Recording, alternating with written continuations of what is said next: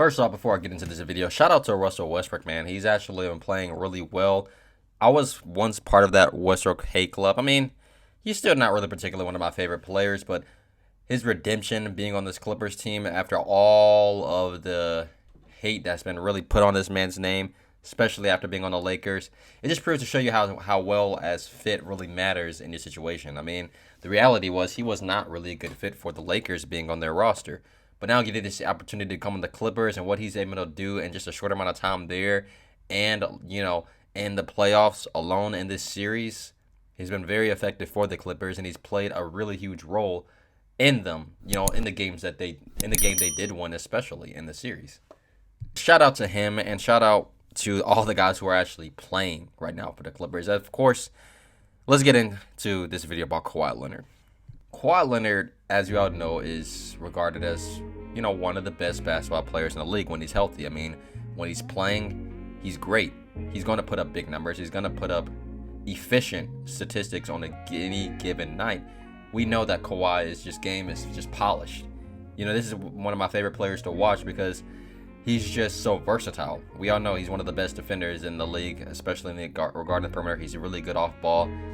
He gets easy shots. He's able to really just control the pace of the game. Kawhi is a great player to watch. But one thing, as we all know about Kawhi Leonard, let's put out this word right here: reliability. Yeah, reliability for Kawhi Leonard, especially on this Clippers team, has been pretty atrocious. I believe Kawhi has only played in 10 playoff games as well for the Clippers, and that's just telling you enough right there. Now, as we all know, in the series, about a year and a half ago, 2 years, he basically left with a knee injury and missed the entire season in the process. And I get it, injuries, everything just happens, but it was like really quiet when it happened. It was just crazy. But Kawhi, the hype really for him going to the Clippers started, of course, when he was on the Toronto Raptors. After that high drama season with the Spurs when he basically refused to play. And this was, I believe, Manu's last year in the league. And I mean, just the expectations and everything was so high for Leonard to come back and play. And he did play a few games with them, but of course, he sat out for the rest of the year. And he was traded to the Raptors in that infamous trade for DeMar DeRozan. And they got Danny Green with Kawhi as well. And those guys were on one of the most deepest teams I've ever seen on that Raptors team. And what does Kawhi do? He load managed for pretty much all the season, but it still was effective for him because, as they got into the playoffs, he pretty much played in every single game and helped Raptors team advance all to the NBA Finals. But let's not forget, he hit one of the biggest buzzer beaters in NBA history against the Philadelphia 76ers, a team that was very loaded as well with Jimmy Butler, Joel Embiid, Ben Simmons, Tobias Harris. That team was a very, very good team, and they beat them, leading through Kawhi. And then they go up against a very tough Milwaukee Bucks team. Then they go up against a Golden State Warriors team that low-key at the time was kind of on the decline. They had injury issues. Kevin Durant was out with injuries, and he misses that series, of course, with injury. That Achilles injury that really held him back in that series. And then Klay Thompson goes down with a torn ACL as well.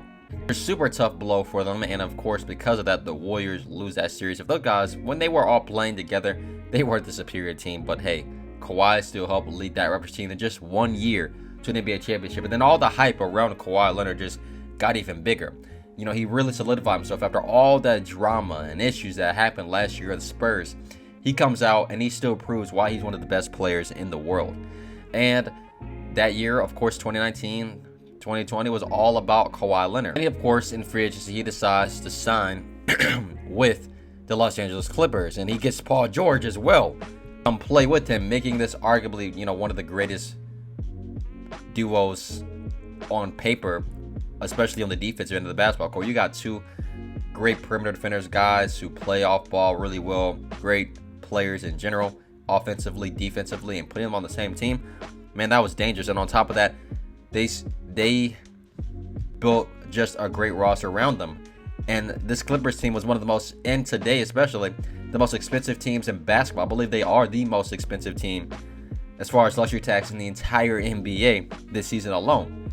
But they built this great team around Kawhi, and the owner, Steve Ballmer, he just invests so much money into making this work for them.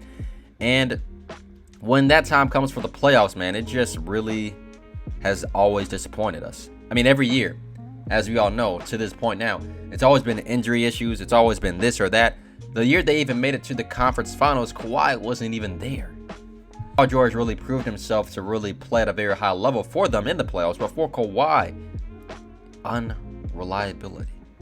And now, fast forwarding into this season alone for Kawhi Leonard, we all know he was hurt for the most part of the season, but he comes back and he puts up big numbers down the stretch, averaging over 20-something points a game, shooting very efficiently from the field. We look like we were seeing the Kawhi Leonard that we all knew and loved to watch play.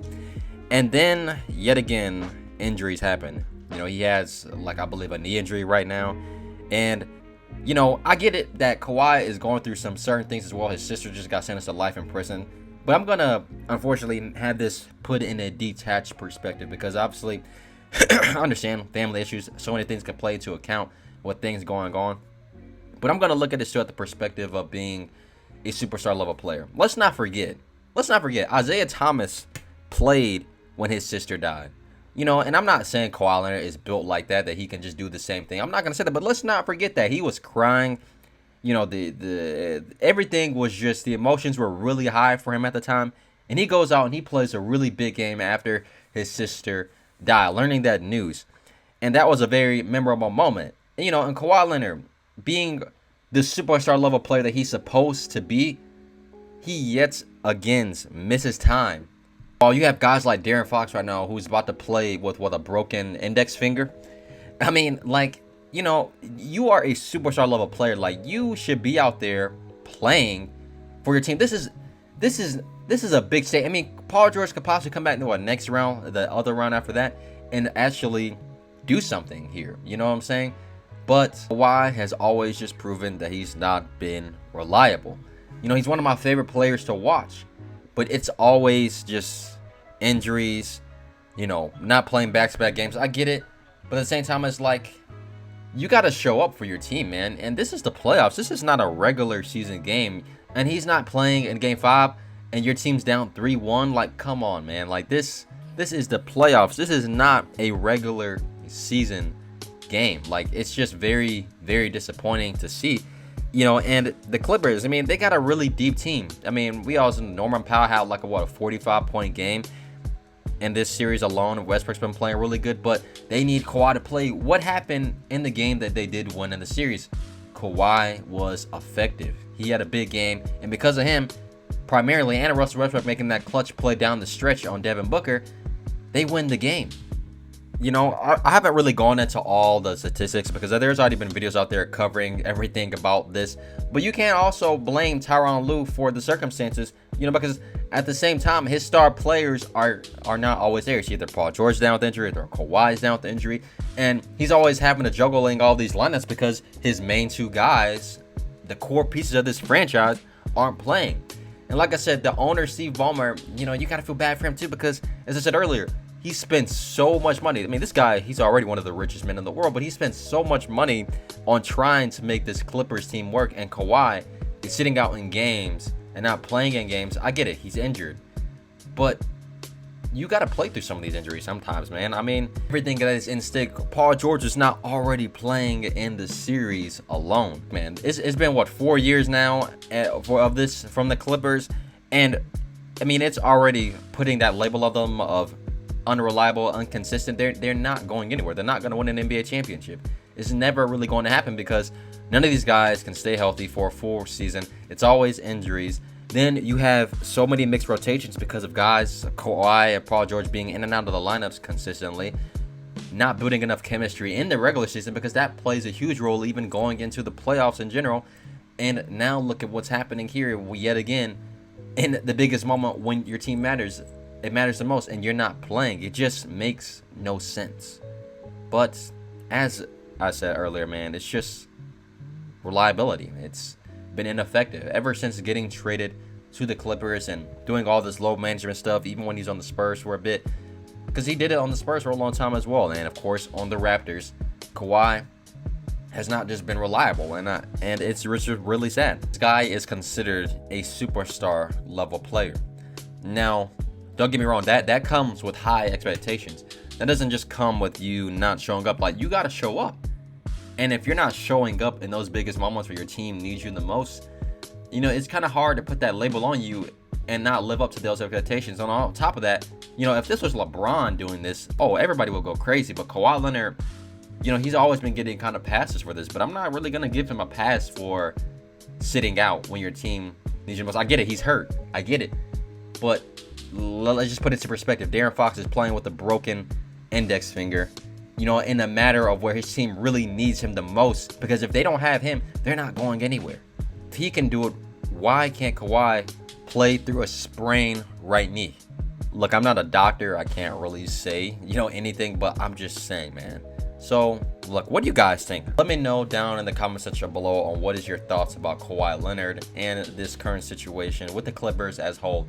Should they trade Kawhi Leonard, or, you know, should they trade Paul George? What is going to happen? Because there is many things that has to be done for this Clippers team, because right now, what we've seen over the last 4 years has been nothing but straight inconsistency and them not really going anywhere anytime soon. So I hope you guys enjoyed this video. Don't forget to leave a like and subscribe to the channel for more basketball content each and every single week. Have a great day. Peace.